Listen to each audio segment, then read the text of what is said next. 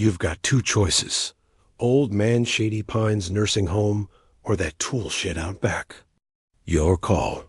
My son, Tyler James Sullivan, stood there with his arms folded tight across his chest, jaw clenched like he was negotiating a business deal instead of throwing his own father out on the street. I'm Marcus James Sullivan, 67 years old, black and born and raised in the Bronx, New York. I gave that boy everything I had, sacrificed every dream I ever held for myself, and now here I was, standing in his overpriced living room in Charlotte, North Carolina, listening to him talk to me like I was yesterday's trash. I didn't say a word. Not because I was scared, not because I was shocked, though God knows I was, but because in that exact moment, standing there in the house I'd helped him buy, I finally understood that the son I'd raised was gone, vanished, replaced by this cold-eyed stranger who looked at me like I was a liability on his balance sheet. Behind Tyler stood his wife, Vanessa. She wasn't smiling, not exactly, but there was this smug little expression playing around her mouth, the kind of look people get when they finally get exactly what they've been scheming for. I reached into my jacket pocket, real slow, and pulled out my cell phone. My hands weren't shaking. Years of working construction sites in the Bronx taught me how to stay steady when everything around you is falling apart. I scrolled through my contacts and hit a number I'd saved 3 months back, praying to God I'd never actually have to use it. 2 rings. Then a voice answered. "Good evening," I said, keeping my voice level and calm. "This is Marcus Sullivan. I need you at this address immediately." I gave the address and hung up without waiting for a response. Tyler's forehead creased. Vanessa's smug expression flickered, just for a second. "Who the hell did you just call, Pops?" Tyler asked, trying to sound authoritative, but I caught that little tremor of uncertainty underneath. I didn't answer him. Instead, I walked over to the old leather recliner in the corner, the only piece of furniture in that whole house that felt like it belonged to me, and I sat down. I folded my hands in my lap, looked straight ahead at the front door, and I waited. Before I tell you what happened next, you need to understand something. That moment, that single phone call, changed everything. 30 minutes. That's all it took. 30 minutes for Tyler to realize he'd just made the biggest mistake of his life. 30 minutes for Vanessa to understand that the old man she'd been treating like a servant wasn't as powerless as she thought. 30 minutes for me to reclaim every ounce of dignity they'd tried to strip away. Tyler paced back and forth across that living room like a caged animal. Vanessa had perched herself on the white leather couch, the one I wasn't allowed to sit on, because, according to her, my old man smell would ruin the fabric scrolling through her phone, but shooting me these sideways glances every few seconds. Trying to figure out what I was up to, I just sat there, perfectly still, eyes locked on that front door. When the doorbell rang, Tyler practically jumped out of his skin. "I got it," he said quickly, like he still had some kind of control over the situation. He marched to the door with that false confidence he'd learned from watching too many business podcasts. I slowly pushed myself up from the recliner, feeling the weight of my 67 years in my knees and lower back, but I kept my spine straight and my shoulders back. Vanessa, curiosity finally getting the better of her, stood up too. Tyler swung open the door, and I watched it happen in slow motion. I watched the color drain from his face, like someone had pulled a plug. I watched his eyes go wide as dinner plates. I watched his mouth fall open in an expression of pure, unfiltered panic. He turned back toward me, and for the first time in 6 months, I saw genuine fear in his eyes. "Pops," he whispered. His voice cracked. "Pops, please. Please don't do this." But it was already too late. See, what Tyler didn't know, what neither of them knew, was that I wasn't the useless old man they'd convinced themselves I was. I wasn't the burden standing between them and their McMansion lifestyle. I'd worked my entire life. I'd built something real. I'd kept secrets and made sacrifices they couldn't even begin to imagine. And that phone call I just made? That wasn't desperation. That was justice. That night, when my own son told me to choose between a nursing home or a goddamn tool shed, treating me like a stray dog nobody wanted anymore, he had no idea what he was about to lose. He didn't know that the person who just walked through that door had the power to completely dismantle the house of cards he and Vanessa had been building. He didn't know that his father, the one he'd scorned and humiliated and treated like an ATM machine, still had a few aces up his sleeve.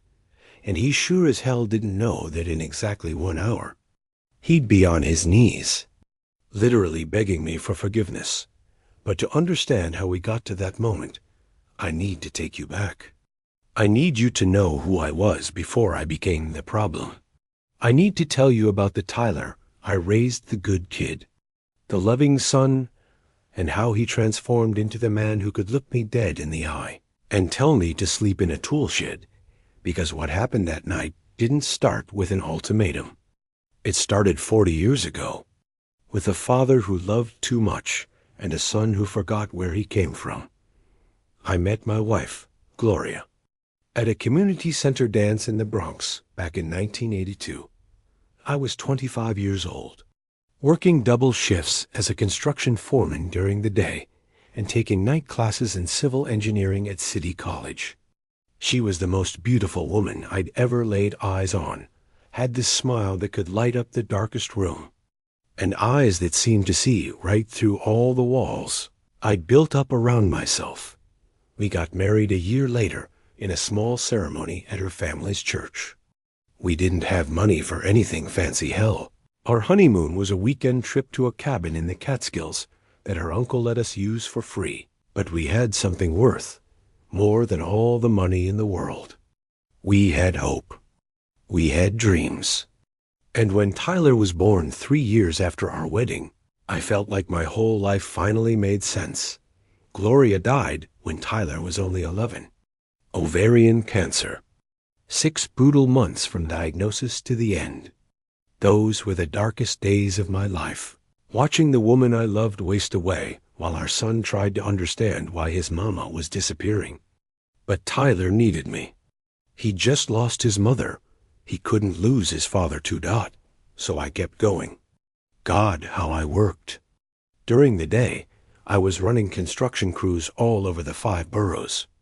Nights and weekends, I did freelance project management, estimating jobs, consulting for small contractors, anything to bring in extra money.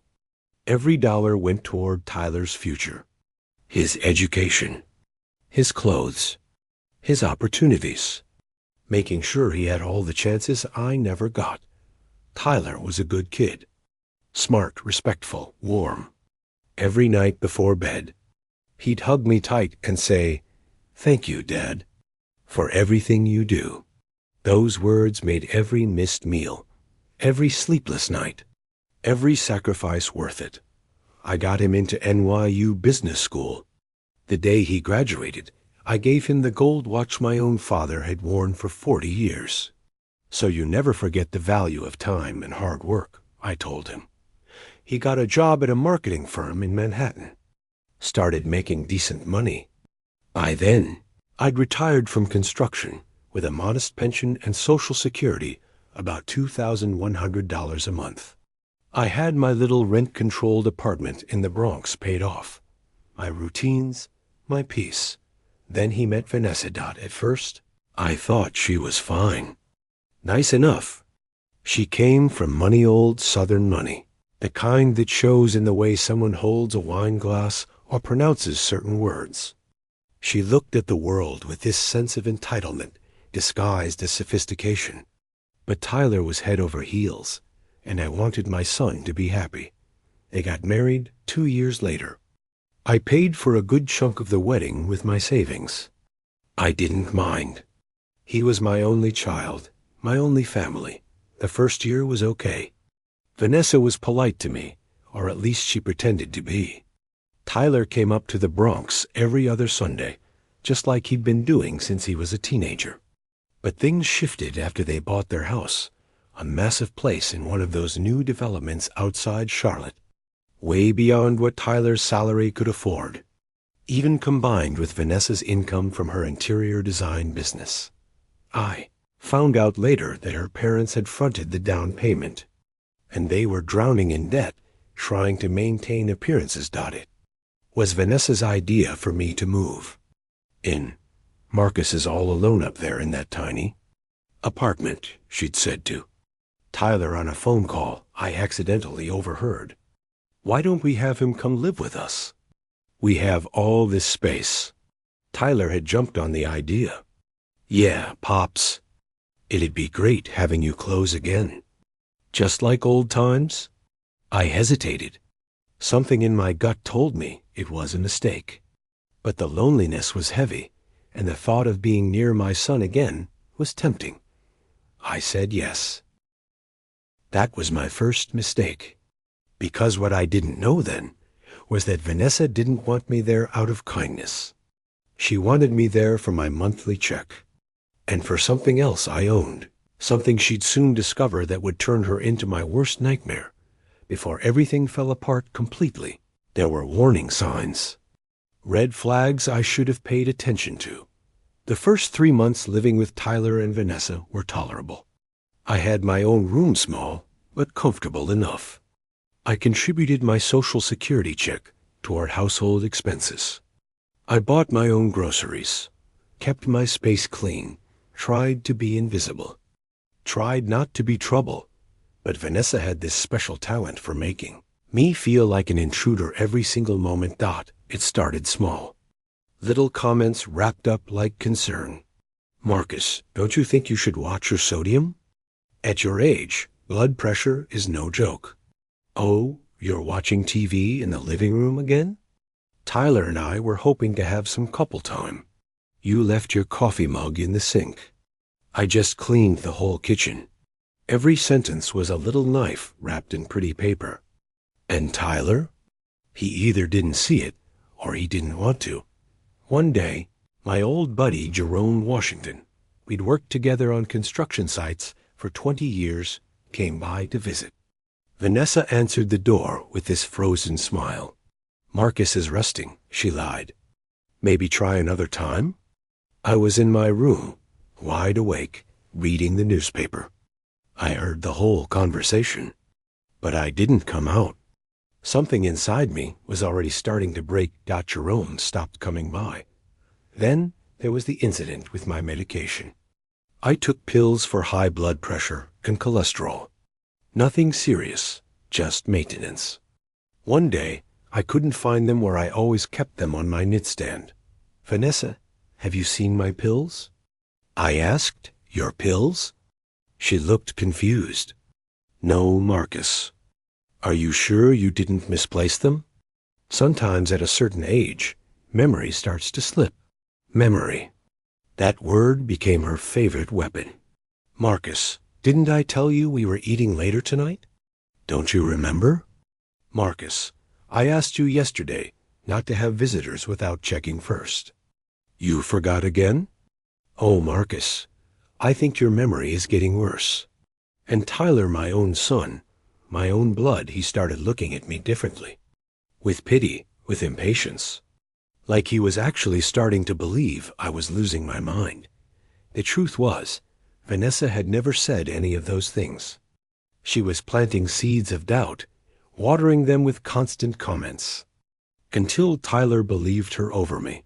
6 months after I moved in, I discovered the real reason Vanessa had insisted I live with them. I came home early one afternoon from my daily walk. I heard raised voices coming from Tyler's home office. The door was cracked open just enough. We can't keep doing this. Vanessa's voice, tight with desperation. We're 4 months behind on the mortgage, Tyler. 4 months. I know. Tyler sounded defeated. I know. But what do you want me to do?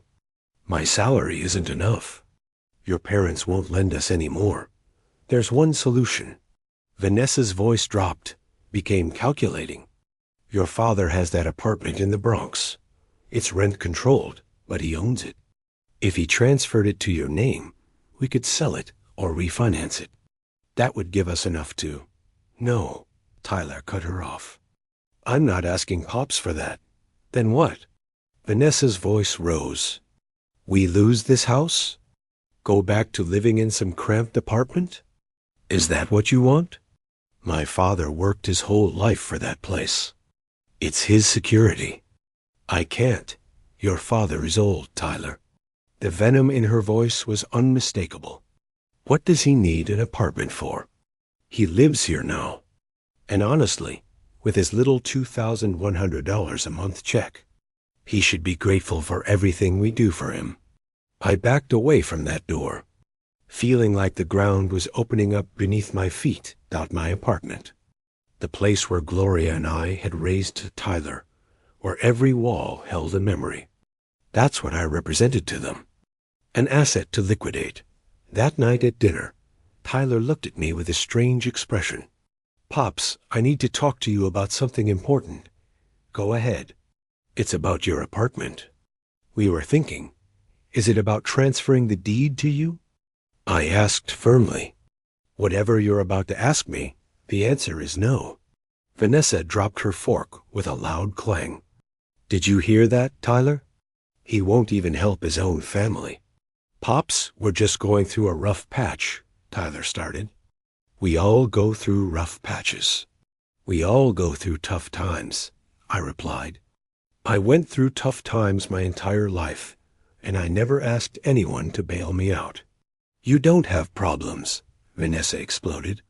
You're living in our house rent-free. I pay my share, I said calmly.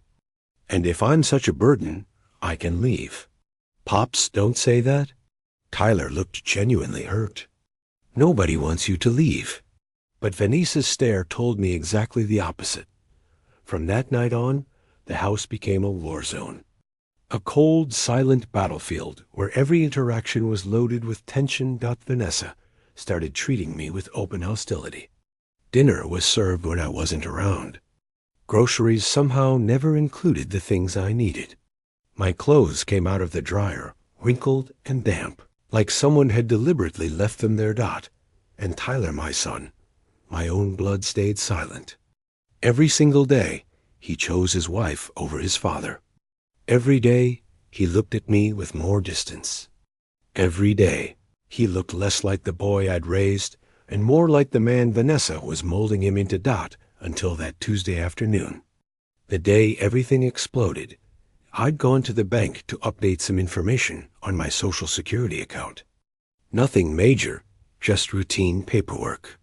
When I got back to the house, I found Tyler and Vanessa sitting in the living room with a stack of papers spread out on the coffee table. Pops, sit down, Tyler said without looking at me. We need to talk. Something in his tone put me on high alert. I sat in the leather recliner, the only piece of furniture that still felt like mine. Vanessa didn't waste time. Marcus, this isn't working. Your presence here is causing problems in our marriage. I looked at my son. He still couldn't meet my eyes. Tyler, I said, is that how you feel? He finally looked up. His eyes were tired, but there was something else there. Resentment. Pops, it's complicated. Vanessa and I need our space. We need privacy, and you're always here. This is my home too, I said quietly. I pay my share. I respect your space. It's not just about money, Vanessa exploded. It's about every time we want to have a romantic dinner, there you are. Every time we want to watch a movie, there you are. Every time my parents visit, I have to explain why there's an old man living with us, like we're running a nursing home. Old man. Nursing home. The words hung in the air like poison. Vanessa. Tyler's voice was a weak warning. No, Tyler, enough. She stood up. We've been talking about this for months, and you always back down because you feel guilty. How long are we supposed to live like this? I stood up too, feeling my blood pressure rising. I can always go back to my apartment. In fact, I think that's exactly what I should do. Oh yes, your precious apartment. Vanessa let out a bitter laugh. The apartment that could solve all our problems. But you'd rather keep it sitting empty while we drown in debt. My financial problems are not my father's responsibility, Tyler said. But his voice lacked conviction. Problems? Vanessa was yelling now. Tyler, he's your father. Family is supposed to help each other. He's been living in your house for months, eating your food, using your utilities, and now he can't do one simple favor. He can't put that damn apartment in your name so we can save ourselves? Enough! I yelled back, startling them both. That apartment is the only thing I have left from a lifetime of work. It's where I lived with Gloria, where we raised Tyler.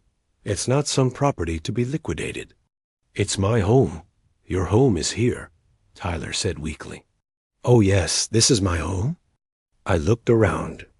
A place where I'm treated like a nuisance? Where I'm hidden when guests come over? Where my own daughter-in-law calls me an old man like it's an insult? Vanessa looked at me with pure hatred. You know what, Marcus? You're right. This isn't your home. And I think it's time you found one that is. Vanessa, Tyler tried to intervene. No, Tyler, I'm done. She glared at him. Either he goes or I go.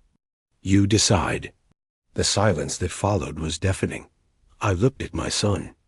My only son. The boy I'd carried in my arms when he had nightmares. The teenager I'd comforted when his mother died. The young man whose college tuition I'd paid by working 16-hour days. And I waited. I waited for him to defend me, to tell his wife she was being cruel and unreasonable, to remember everything I'd sacrificed for him. But Tyler looked at the floor. And in that moment, I knew I'd lost him. Pops, he finally said, his voice barely above a whisper. Maybe Vanessa is right. Maybe it would be better if you looked for somewhere else to live. I felt like I'd been punched in the stomach. Somewhere else, I repeated. Like what? Vanessa sat back down, crossing her legs with poorly concealed satisfaction. There are excellent assisted living facilities, Marcus. Places where people your age can be with their peers, where there are nurses, activities, proper care. I'm not going to any nursing home, I stated firmly. Then you'll have to figure it out on your own, she replied coldly. Because you can't stay here anymore. I looked at Tyler one last time. One final chance. One last silent plea. But he didn't lift his eyes. Fine, I said. If that's what you want, I'll leave tomorrow. No, Vanessa said. You'll leave today. Vanessa, Tyler finally reacted. Give him some time. No. Tyler, I won't spend one more night under the same roof as someone who would rather watch us lose everything than help his own family. Then Tyler did something I will never forget. He looked me straight in the eyes and said, Pops, she's right. I think it's best you leave today. Where? I asked. It's 6 o'clock in the evening. Where exactly do you want me to go? Tyler shrugged. And it was that gesture, that cold, indifferent shrug, that finally broke something inside me. You can go to a hotel, Vanessa suggested. Or call a friend. Or, she paused dramatically, and I saw a cruel smile playing at the corners of her mouth. Or you can sleep out in that tool shed. Your choice. She actually laughed. A cold, cruel laugh. And Tyler said nothing. Vanessa stood up and walked toward me until she was inches from my face. Let me make this perfectly clear, Marcus. You can go to Shady Pines Nursing Home, or you can sleep in the tool shed out back. Your call. And Tyler, my son, my own blood, the boy I'd sacrificed everything for, simply nodded. That's when I pulled out my phone, and everything changed. When Tyler opened the door and saw who was standing there, I watched his face turn white as a sheet. Standing on the threshold was Attorney Patricia Chun, my lawyer for the past 12 years. A sharp woman in an immaculate navy suit, carrying a leather briefcase in one hand and a thick folder in the other. "Good evening," she said in a crisp, professional voice. "I'm Attorney Patricia Chun. Mr. Marcus Sullivan requested my presence to witness and document certain legal proceedings." "Proceedings?" Tyler's voice was barely a whisper. "Pops, what is this?" I rose from the recliner with all the dignity I could muster. Every part of me wanted to scream, wanted to cry. But I kept my composure. "Tyler, Vanessa, this is Attorney Chun. She's here to help me resolve some legal matters tonight." Vanessa was standing now, her face caught between confusion and alarm. "Legal matters? What are you talking about?" Attorney Chun entered the living room without waiting for an invitation. She placed her briefcase on the coffee table right where their papers had been minutes before, and opened it with precise, practiced movements. "Mr. Sullivan," she said, addressing me directly, "are you certain you wish to proceed with this?" "Completely certain, Pops." Tyler finally moved, walking toward me with his hands outstretched. "Pops, please don't do anything you'll regret. We were talking out of anger. Nobody really wants you to leave." "Oh, no?" My voice was calm, but there was steel underneath. "Because 5 minutes ago, your wife told me to choose between a nursing home or a tool shed. And you, my son, said absolutely nothing to defend me." I didn't mean." Tyler ran his hands through his hair, frantic. "Vanessa, say something. Tell him we weren't serious." But Vanessa was staring at Attorney Chun with calculating eyes. "Wait a minute. This is about the apartment, isn't it? You're going to sell it, so we can't have it." "No," I cut her off. "I'm not selling the apartment." I saw relief flash across her face. For a split second, "I'm doing something much better." Attorney Chun pulled several documents from her folder and spread them across the coffee table with methodical precision. "Mr. Tyler Sullivan, Mrs. Vanessa Sullivan," she began. "These documents certify several important matters. First, a notarized affidavit signed by Mr. Marcus Sullivan regarding the events of this evening, including verbal threats and attempts to coerce him into transferring his property." "Coercion?" Vanessa yelled. "Nobody threatened him. You gave him a choice between a nursing home or sleeping in a tool shed," Attorney Chun said, completely unruffled. "In front of witnesses, that constitutes elder abuse and financial exploitation. That's a felony, ma'am." Vanessa went silent, her face pale. "Second," the attorney continued, "here is a document Mr. Sullivan signed 6 months ago when he moved into this residence. The document you had him sign, supposedly to voluntarily contribute his Social Security benefits to household expenses." Tyler went even paler. "Pops, that document was just to help us organize things better. It was designed to gain legal control over my income," I said. "And I signed it because I trusted you. But Attorney Chun advised me to keep a certified copy. She also advised me to record tonight's conversation." I held up my phone. "Everything you said tonight, every word, every threat is recorded." The silence was absolute. You could have heard a pin drop. "Pops, please." Tyler's eyes were filling with tears now. "Please don't do this. We're family. We can fix this. I spoke wrong. Vanessa spoke wrong. But we didn't mean." "You didn't mean to what, Tyler?" My voice broke for the first time. "You didn't mean to humiliate me? You didn't mean to steal my apartment? You didn't mean to throw me away like garbage?" Vanessa, regaining some composure, went on the attack. "This is ridiculous. You can have all the recordings you want. Nobody's going to believe we abused you. You live in our house. You eat our food." "Ma'am," Attorney Chun interrupted coldly, Mr. Sullivan has been religiously paying his share of expenses. I have all the bank receipts right here. Furthermore, I have sworn statements from neighbors who witnessed his daily walks, which were, in reality, escapes from the hostile environment of this household. Lies, Vanessa hissed. But there was fear in her eyes now. And there's more, I continued. Attorney, show them the other document. Chun pulled out an official paper covered in stamps and notary seals. This is the updated last will and testament of Mr. Marcus Sullivan, signed 2 months ago before a notary public. It specifically excludes Tyler Sullivan as a beneficiary of any property, assets, or estate. Tyler staggered backward like he'd been physically struck. No, Pops, no.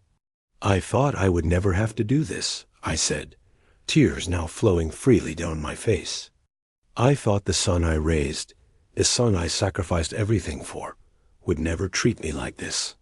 But I was wrong. Pops, please. Tyler fell to his knees. Please don't do this. I was an idiot. I was a complete idiot. But you're my father.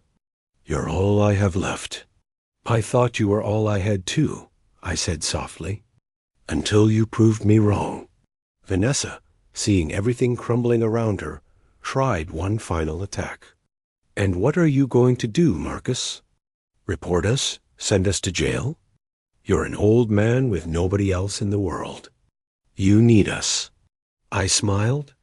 It was a sad smile, but it held a hint of triumph. That's where you're wrong, Vanessa.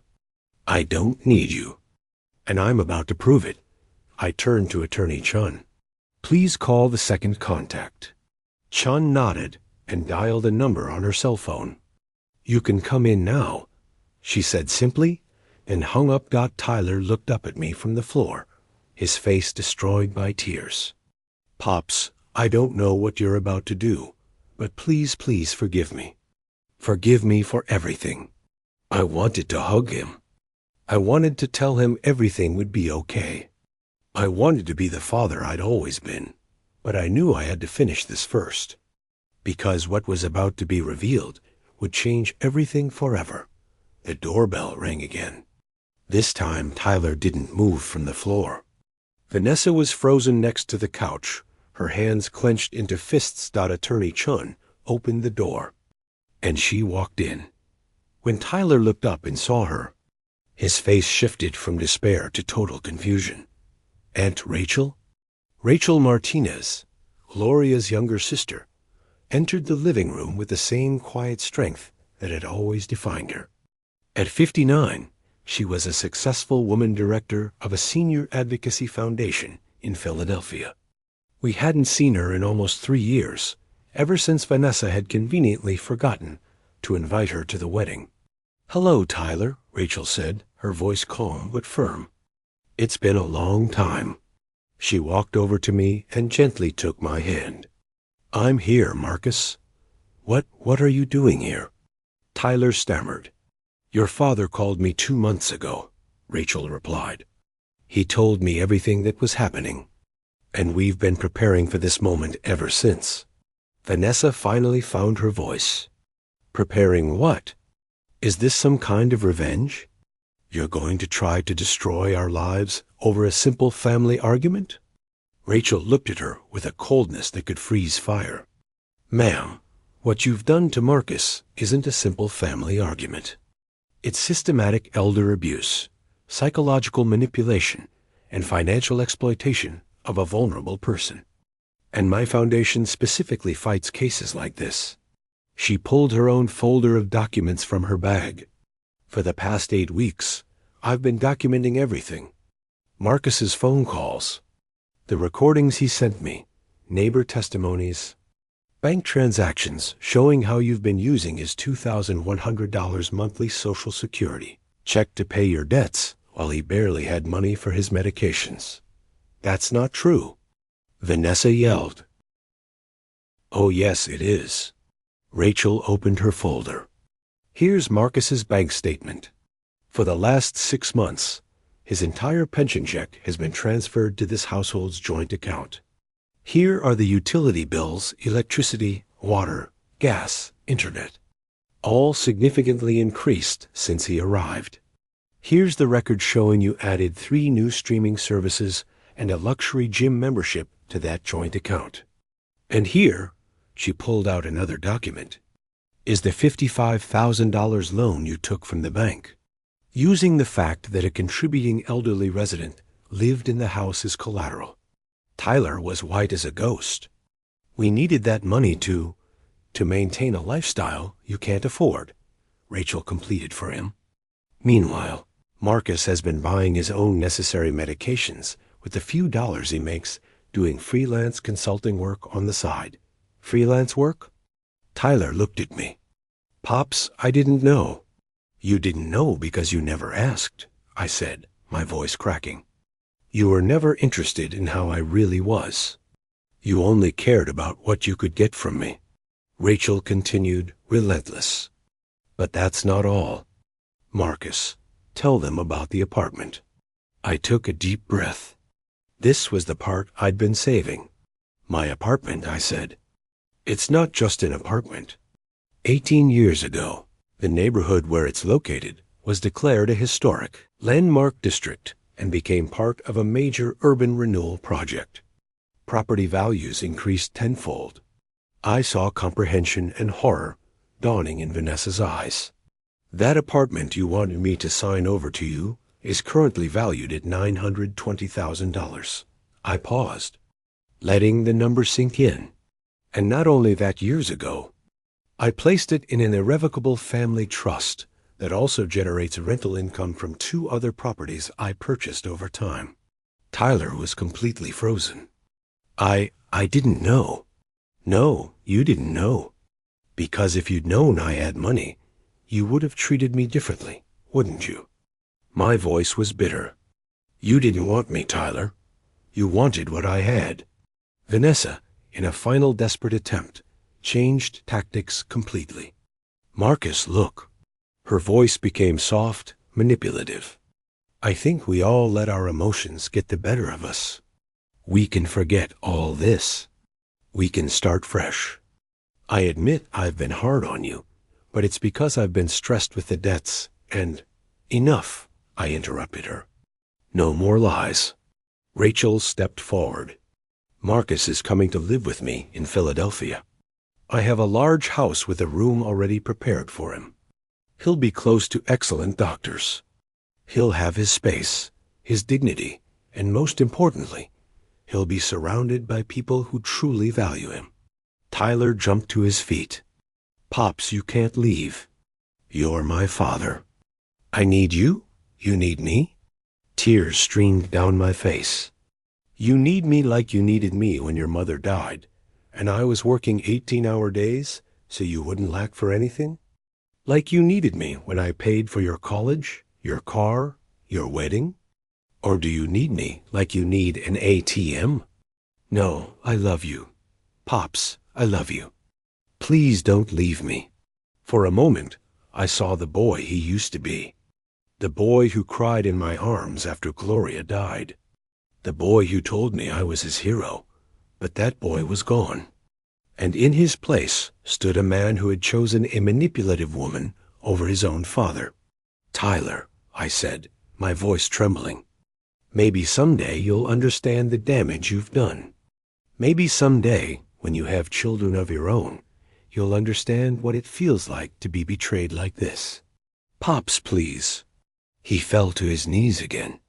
Give me another chance. I'll change. Vanessa and I will both change. I looked at Vanessa. She wasn't pleading. She was calculating, already thinking about her next move, and I knew nothing would ever change. Attorney, I said, are the documents ready? All signed and certified, Chun replied. The formal report for elder abuse will be filed with the district attorney's office tomorrow. However, as we discussed, if Mr. Tyler Sullivan and Mrs. Vanessa Sullivan sign the no-contact agreement and waiver of future claims, the report can be filed as resolved by mutual agreement. It was my last act of mercy.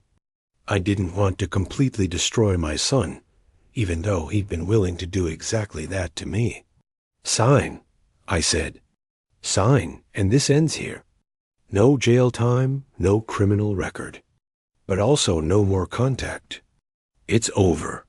Tyler signed with hands shaking so badly he could barely hold the pen. Tears fell onto the paper, staining his signature. But he signed, got Vanessa signed too, jaw clenched, eyes full of contained fury. It wasn't remorse I saw on her face. It was resentment for having lost. When Attorney Chun finished certifying all the documents, she methodically placed them in her briefcase. These documents establish a no-contact period of 2 years minimum. After that, any communication must be authorized by both parties through legal representation. I looked at Tyler one last time. He sat on the couch with his head in his hands, sobbing like I hadn't seen since he was a child. Part of me wanted to comfort him. But another part, the wounded part, knew I needed this distance. I needed to heal. I went to my room and packed.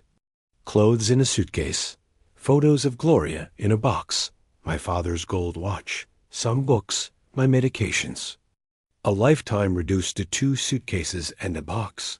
When I came out, Vanessa had disappeared into the bedroom. Tyler was still on the couch, motionless. Tyler, I said. He looked up with swollen eyes. Take care of yourself. Pay your debts. Build your life.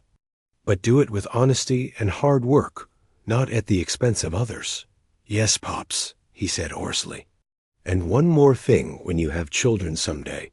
Remember this night. Remember what it feels like to betray someone who loves you unconditionally. And never, ever do to them what you did to me.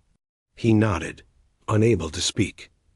Rachel, Attorney Chun, and I walked out. The door closed behind us with a sound of finality. 3 months later, Philadelphia welcomed me with open arms. Rachel's house was beautiful, full of light and warmth. My room overlooked a small garden, where I sat every morning with coffee and the newspaper. There was peace, silence, dignity. Rachel was wonderful company. We cooked together, watched old movies, talked about Gloria and the good old days. She never made me feel like a burden. She made me feel like family. She also got me involved with her foundation. I started giving talks to other seniors about legal rights, about protecting themselves from exploitation. My painful story helped others. And I discovered something surprising at 67. I still had so much to give. One day, 2 months after that night, I received a certified letter. Inside was a handwritten note. I recognized the handwriting immediately. Pops, I don't expect you to read this, much less respond. I just need you to know Vanessa and I separated. I realized too late that you were right about everything.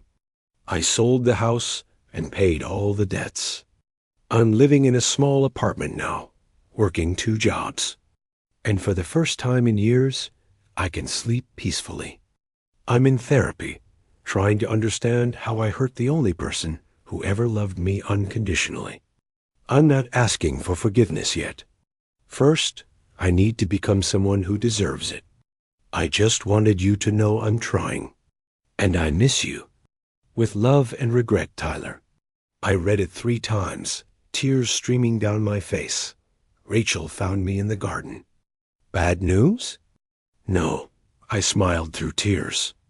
I think it's good news. Or at least the beginning of something good. I didn't answer the letter. Not yet. The 2 years were there for a reason, but I kept it in a special box with Gloria's photos and my father's watch. Because someday, when the time was right, maybe we could rebuild what was broken. Or maybe not.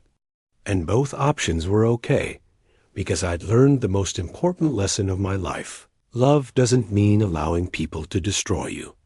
Love also means loving yourself enough to walk away from those who hurt you. Today, a year later, I sit in Rachel's garden with my morning coffee, watching the sunrise. I'm 67 years old. I have my health. I have peace. I have purpose.